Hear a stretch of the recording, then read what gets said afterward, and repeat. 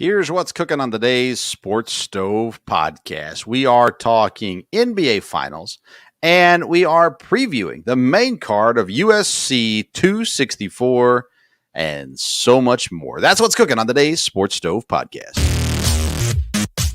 From Belly Up Sports and the Belly Up Podcast Network, you're listening to the Sports Stove podcast with your host, Vince Stover. Welcome into a new edition of the Sports Stove podcast presented by Skull Candy and Yeti Coolers. Let's start off by telling you all about Skull Candy. Mini and mighty dime earbuds from Skull Candy. They bring, they say, bring on those expensive look at me earbud brands because dime backs down to no one. You get easy-to-use controls, a comfortable fit, and the signature Skull Candy Supreme sound, all in a beautiful tiny package and for a beautiful tiny price of just $24.99. Only Skull Candy headphones are custom tuned to deliver music you can feel, from the lyrics in your soul to the bass in your bones. The dime earbuds at Skull Candy for $24.99. You can find them by clicking on the link in the YouTube description or the podcast notes, and they'll take you right there. Incredible devices, 4 different colors you get to choose from, and the controls are there on the earbud. The volume control, so you don't have to pull your phone out, and other controls, of course, as well. Then Yeti Coolers. Summer is here, and Yeti has everything you need to gear up for the weekends. The Roadie 24 hard cooler to store your drinks and food. The Rambler 12-ounce Coaster can insulator to keep your drink ice cold, and the Crossroads 22-inch luggage for your travel are just some of the great products that will enhance your summer experience. Click the Yeti link in the YouTube description or the podcast notes. That way they know that we sent you, and find yourself your new Yeti merchandise right there for you. We've got a great episode for you in just a few moments. We'll be joined by Parker Ainsworth of Belly Up Sports, the Hoops department, and we're going to talk NBA Finals. After that, we're going to be discussing UFC 264. I'm going to give you all the winners from the main card of UFC 264, so you're ready for it right there. That'll be following Parker Ainsworth. First, I want to just talk about a few quick things, starting with baseball. Eloy Jimenez, the Chicago White Sox star outfielder, says he is healthy and ready to go. He says he feels better than he did in spring training, and he'll start his rehab assignment. So after the All-Star break, soon after the All-Star break, you should see Eloy Jimenez back in the lineup for Chicago, a boost that they could definitely use. Even though they're having a great season so far, he should only make them better. If you're a fantasy baseball player, if you don't already have him on your roster and sitting on your IL, you're probably too late. Someone else probably already has him, but go look right now, see if he's there, and if he is, pick him up. Speaking of Chicago, how about them Cubs? Not flying the W very much here as of late, and the Chicago Cubs seem to be just going the complete wrong direction. As a matter of fact, the word on the street and what makes the most sense is it's time for a teardown in Chicago.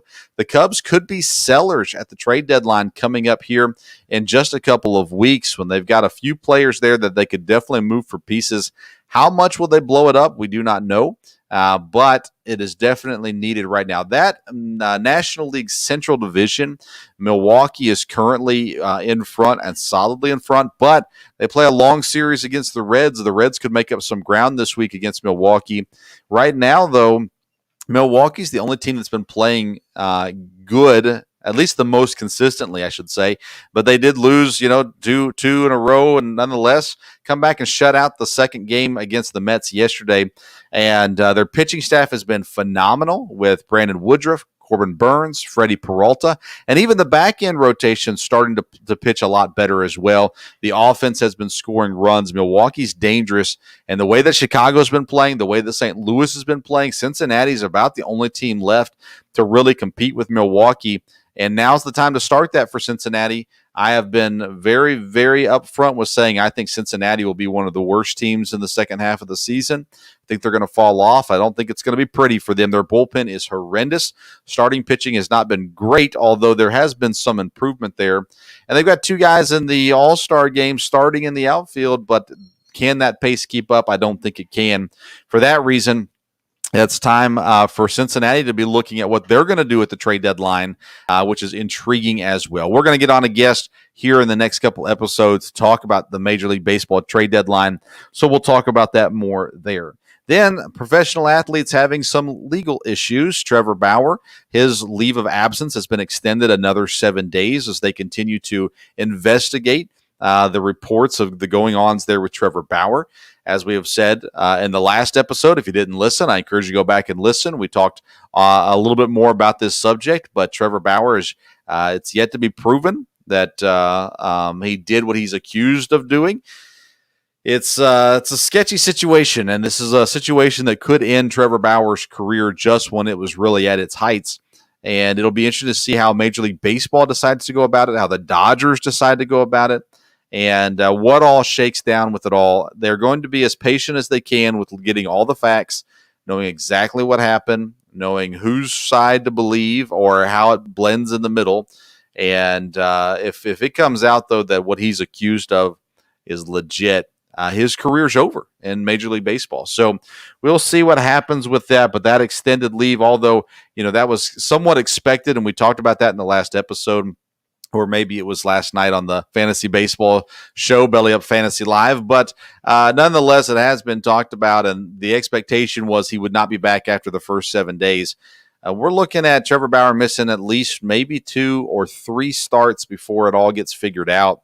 And then from there, it's either season over for Trevor Bauer or back to normal for Trevor Bauer. Then in Paris, James Harden gets detained and released. A little bit of drug issues going on in Paris. He's enjoying his time off, healing medicinally apparently as well in Paris. But nothing too much to see with this situation. Just an interesting side note of what is going on with the athletes. They're going to do what they want to do, and until they get caught, they'll keep on doing it. And maybe after they get caught, they'll keep doing it too. But nonetheless, some intriguing legal matters amongst celebrities, or professional athletes here as well. All right. If you're listening on the podcast version, we're going to take a quick break. And when we come back, we're going to be with Parker Ainsworth of Belly Up Sports Hoops Department. And you're with us live, so let's give you Parker Ainsworth. We are joined now by basketball savant. I don't even know what that means. Parker Ainsworth from Belly Up Sports. Parker, thanks for being back with us. Thanks for having me, and thanks for calling me a savant. I don't know if I've ever been called that before. Well, I legitimately don't know what it means, but I've heard it said before. You're the teacher. I'm sure you. So I know it's not a knock. So, yeah. Fair enough. All right, Mr. Ainsworth. We're talking NBA Finals. We're finally made it. Phoenix and Milwaukee made it here after an intriguing playoff run. Lots of injuries, lots of things happened along the way. We get through game one, and the Suns looked pretty solid, I'd say, in game one. Would you say that as well? Yeah, I thought it was interesting. First of all, the big story before the start of game one, right, was Giannis ended up not just playing but starting. Mm-hmm. And he frankly came out the gates kind of strong. He ended up having a good night by most people's standard. I think, people might expect a little more scoring out of an MVP, but he had 17 rebounds. And it didn't really matter, right? The Bucks still kind of ran away with the game. It was 20 points at one point in the fourth. And we'll break all down in a second, I'm sure. But I would not have guessed it was a blowout with Giannis playing. And so that was a little bit shocking. But we'll talk more about that in a second, I'm sure. But that was, I think, the surprise to me. Yeah, as soon as they upgraded Giannis to questionable, you had to assume he was going to play. And we were live on Tuesday night, and I think it was about 8:45 that they officially put out that he was going to play. And so we broke the news right here on the Sports Stove. But, going into this series, I picked the Suns to win in 6, but I said even when I picked them, I said I'm not confident in that. And what I saw through game one, even when the game was close in the early goings, to me it just looked like Phoenix was in complete control. So I guess my question is, though, we've seen them throughout the playoffs look really good at times, and then we've seen them look really bad at times. So what's the chances we're going to get any consistency in this finals? Well, I think that's frankly a question for both squads, right there. Yeah. I mean, the Milwaukee team in the Brooklyn series, you watch them the first two games, even with the injuries Brooklyn has, you're like, this is a wash. And then they trade out Kyrie for limping Harden, and then Milwaukee, wins 4 of the next 5 after going down 0-2. So, like, I think that's a question you ask both ways. Out of Phoenix, I think the interesting thing, if you look at it, is Chris Paul with his, he apparently got COVID, that, because he got the vaccine or whatever, so he still had to take a week off when he had it or whatever. That might have actually worked out in their favor now, because now he's like super rested. He looks He looks as good as he's ever looked at this point. I mean, I say this point of the year, it's not like everyone plays in July very often, but he looks very rested for a guy this far into the season, and that's really working in their benefit. I mean, in the last 2 games, he's combined for 70-something points. I mean, that's that's unlike him in the best kind of way, right? Yeah. And it's fascinating. Well, let's stick with Phoenix then. Chris Paul, first of all, I said this before, I was never a big Chris Paul guy. I didn't necessarily dislike him. I was just never a big Chris Paul guy. This year, and specifically the playoffs, I have transitioned to all in on Chris Paul. Love what he's doing. Love what he's meant to the team in Phoenix. How he knows his role. He's still an important key player on the court, but you can see he understands, hey, I'm on my way out. These guys are on their way up. We can help each other get what we want. At the same time, he's actually investing into these guys. I mean, all the stories coming out about Chris Paul and DeAndre Ayton has been phenomenal to hear. So let's start with Chris Paul. You had up close encounters with Chris Paul while he was in Houston. So, are you seeing from him what you saw in Houston? Because I know you were always a proponent. Had he not gotten hurt, Houston probably was in the championship. Yeah, and I wrote a deal actually the other day saying that Rockets fans should be rooting for the Suns in this series, because the teams are the 18 Rockets team that Chris Paul gets hurt on in the Western Conference Finals, and this Suns team are very similarly put together, right? You got a defensive-minded, rim-running center that's very athletic, and Houston had Clint Capella. DeAndre Ayton is a younger, athletic guy, right? They have Jay Crowder, and they have Torrey Craig, and Mikal Bridges, and these wings that are 3-and-D guys that are kind of tough, kind of long. Houston had Trevor Ariza. Houston had Luke Mbah-a-Moute. Houston used PJ Tucker, like the same kind of role.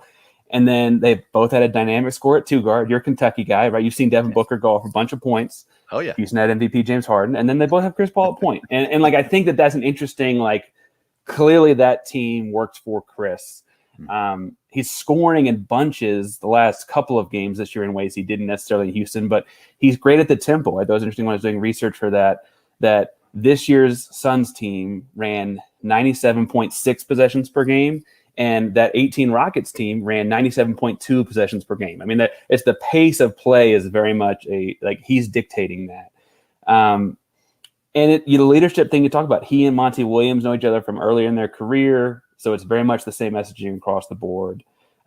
He's got a younger, more impressionable team in Phoenix, and that may be working in his favor because he's kind of the old veteran, and guys that are listening. Devin Booker's a phenomenal basketball player. He's 24, right? Like he's going to listen to that. Mikal Bridges is kind of the same thing. DeAndre Ayton, you mentioned, kind of the same thing, right? Great basketball players, but are young. But I've really enjoyed watching them this playoffs. It seems like they've got just an endless bench too. And the Chris Paul has been fun to watch as a leader. He seems to be very in control of the basketball game. That's really fun to watch. Yeah, and we'll learn a lot more about the Suns bench with Saric being out now with the ACL injury. He was a very important piece, and he didn't necessarily play major minutes, but he always played, and he was an important piece. Now you're looking at, I can't believe they're going to keep playing Kaminsky off the bench. He didn't look great when he was out there. I liken Saric to Taysom Hill in the New Orleans Saints. He's the wild card that he's a 3-point shooting center. So as a defense, I got to spend time at practice prepping to spread the floor like that. And he might play 6 minutes, but I have to be ready for that. The same way, a wildcat quarterback like Taysom Hill, we have to know our checks for when he's in the game. And that takes up time, frankly, and not having to practice for that really. And, obviously you want to be healthy too, just for humanity's sake of it. But yes, it helps Milwaukee a lot, just not having to worry about him. Yeah, Booker, I could talk about all day. I think he is really coming into what he's going to be for the next, 8 to 10 years.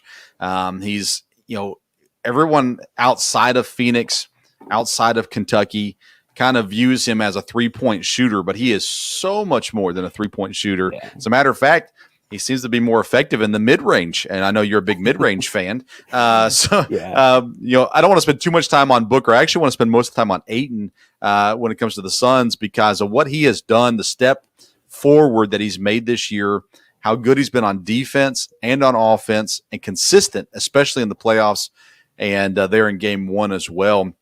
But you package those two guys together, Booker and Ayton, and if you're a Phoenix fan, you've got to be excited about what's it, because the egos seem to be relatively in check with those guys, especially Ayton. And you talked about that with Chris Paul. Ayton has taken the criticism or the critiquing of Chris Paul. Not every young center would do that. No. Yeah. And so it seems like the mindset of Booker and Ayton and the other guys, Bridges is important on that too. They've really bought into what Monty Williams and Chris Paul are doing in the leadership roles, and it's turning out phenomenal.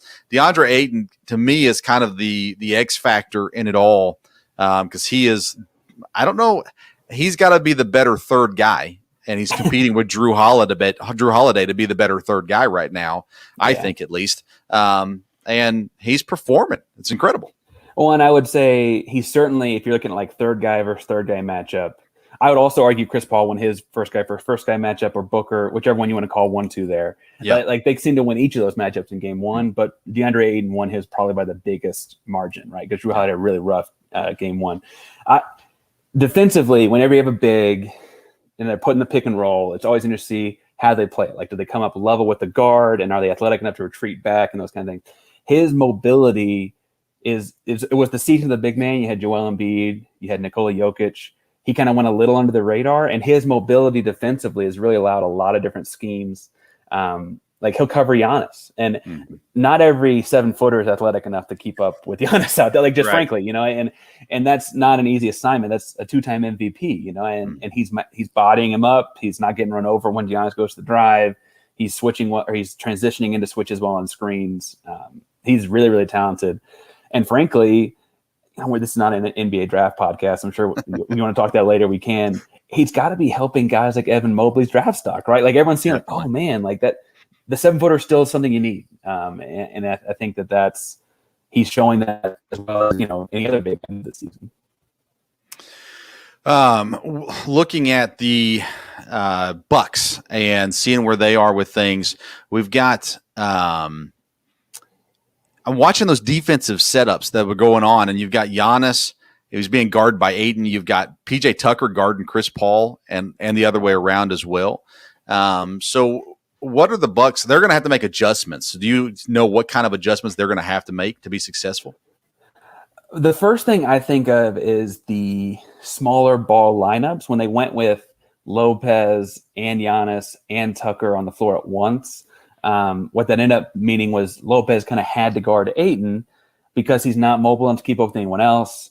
And that kind of dictate a lot of other things. Whereas when you can put Giannis on Ayton, it opens up some of the other spots. I like Bryn Forbes in the lineup. He's not starting for them as of game 1. But Bryn Forbes coming in as a shooter. I went back and forth with a guy named Chris Dunn on he's another writer, Belly Up Sports, on the midweek mid-range, about Bobby Portis and Bobby Portis minutes. To me, if you're going to bleed points with Brook Lopez out there, you might as well get some offense out of Bobby Portis too. Chris thought you might want to go with defense, but that's just the difference in the two of us. I think a lineup though with Giannis at the 5 and PJ at more like a 4, call me a homer, but more like PJ played in Houston as opposed to the 3. And then you've got to put Drew on Drew Holiday on Chris Paul, because I don't think they put him on Booker to slow him down, and then they had no answer for Paul. I think shutting down Paul, and then you got to live with something, whether it's Booker driving kicks to Jay Crowder or something. Like, you got to cut. You got to live with something. But I would move that around with a smaller lineup. Giannis is big enough to help out and cover Ayton, and also recover protect the rim. He's not giving up anything there. But that's the initial thought I would be to go to a smaller lineup with a lot of Giannis minutes. I thought it was interesting on the lineups. No single group of 5 players played more than 9 minutes. There was no continuous. So clearly Milwaukee was still figuring it out too. who knows, maybe Bud watched film and is going to go with someone for longer than that. But like the Phoenix Sun starters played over 22 minutes together on the floor, and no group from Milwaukee played more than 9 minutes together. And I think that means they weren't ready. Yeah, definitely. And it means they're tinkering for sure. I just kept watching, and I like PJ Tucker. I liked him when he was in Phoenix. He really found his role in Houston, but just watching that game one, I thought he kind of looks like he doesn't belong out there right now. Yeah. He's kind of, again, offensively, he's not really producing. And then defensively, it just didn't work what they were doing with him in game one. I kind of wondered, and I heard, I think I want to give the right credit. I think it was Ryan Russillo, but I could be wrong, talking about this too. And the idea that Tucker, this might be a series where Tucker actually is going to lose minutes, and they've got to have to find someone to produce. And Forbes is kind of the guy right now that you look at and go, okay, well, he can shoot. so you're going to need him out there at some point in time. You can at least trade 2s for 3s because Bryn Forbes can really shoot. Yeah. The Tucker thing, I don't know what his matchup is. I don't think it's on the guards like Devin Booker, Chris Paul. Does that mean he's almost wasted guarding a Jay Crowder? And is it better to have a smaller guy? I don't know. But I wouldn't put him on one of those backcourt guys. I think that showed to be a problem on Tuesday in game one. So I'm not an NBA coach, but that's not my move.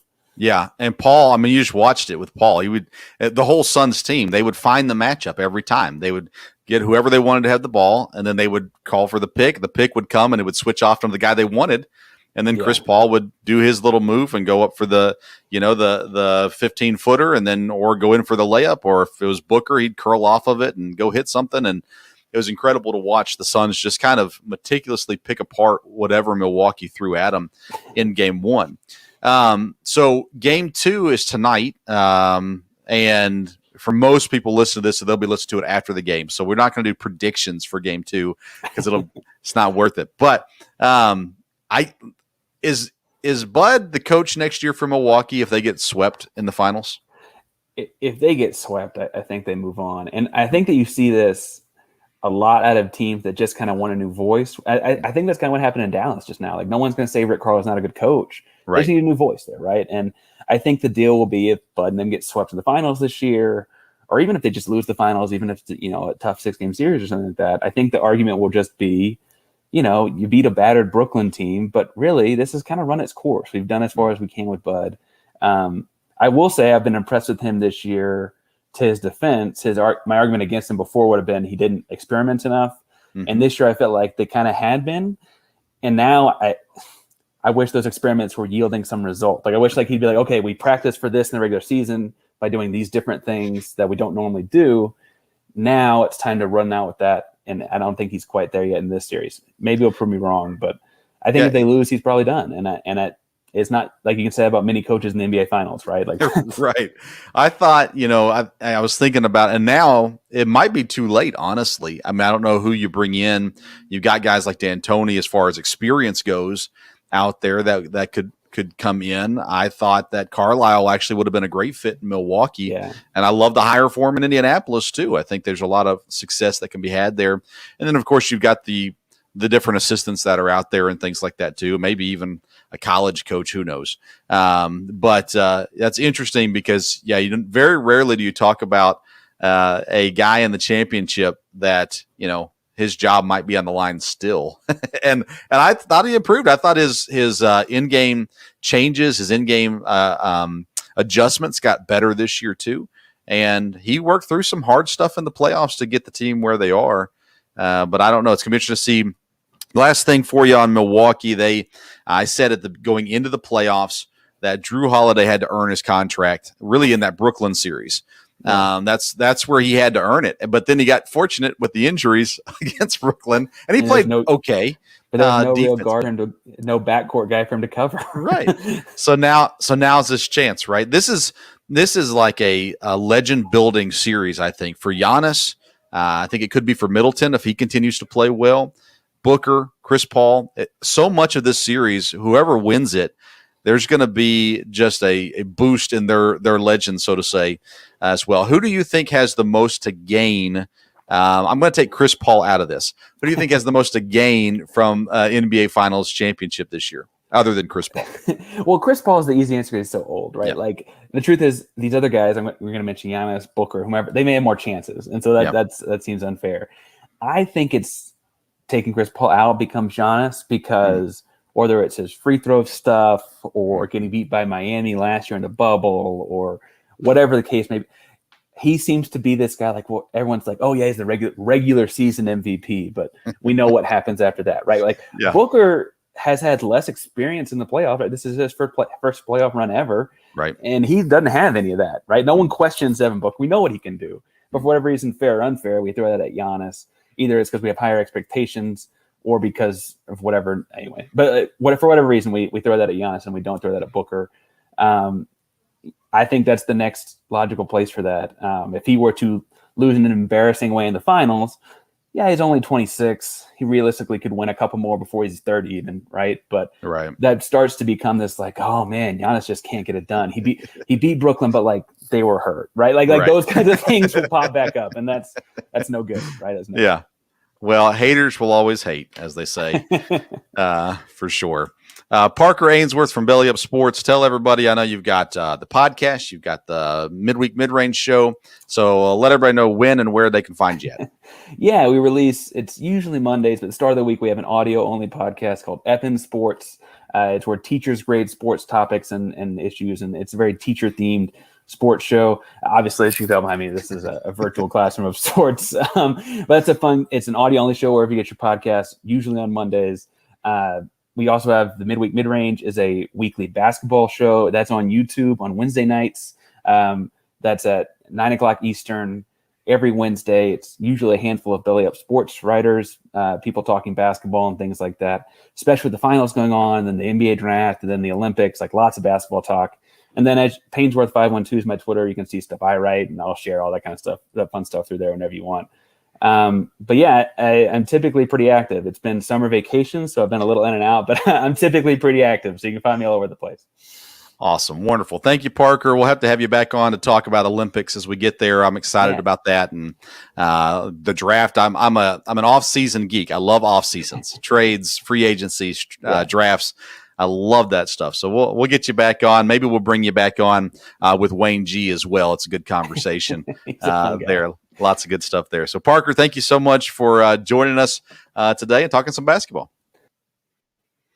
All right, that was Parker Ainsworth. He joined us just right before the program started, so we were able to get him in. Sure appreciate him doing his part and talking basketball with us. Always enjoy Parker.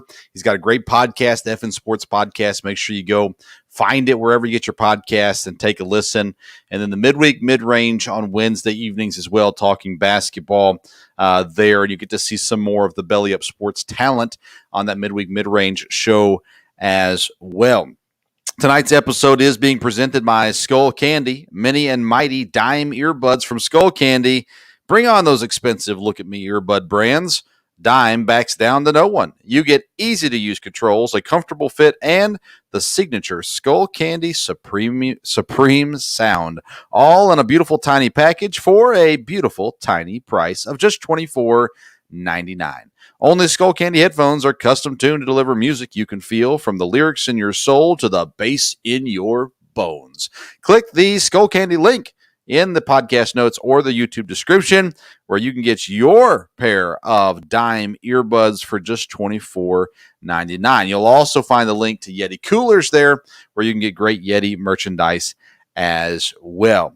To wrap up the podcast today, we are going to preview the UFC 264 coming up on Saturday and give you all of the correct picks for the main card in UFC 264. Of course, it's headlined by Dustin Poirier and Conor McGregor there. And the return or the rematch, the third fight, the trilogy, I guess is what they call that, right? For Conor McGregor and Dustin Poirier is the headline, the main event. Everything that's going to draw the eyes is Conor McGregor, and we're going to get to that fight in just a moment, but I want to give you a few quick picks on the main card, something to be thinking about. It's going to start off with Sean O'Malley and Chris Moutinho. Sean O'Malley, a minus 800 favorite.